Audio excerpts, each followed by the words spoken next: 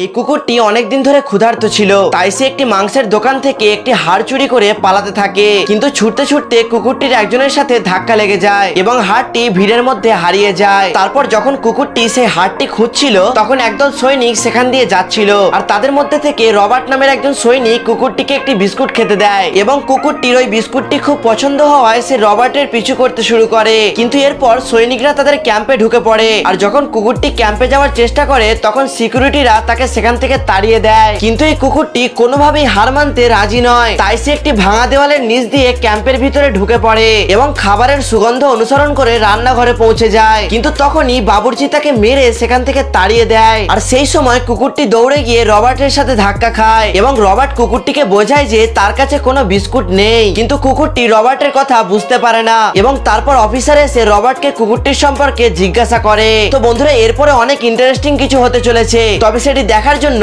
এই ভিডিওতে একটি লাইক আর চ্যানেলটিকে সাবস্ক্রাইব করে কমেন্টে পার্ট 2 অবশ্যই লিখে যাবেন।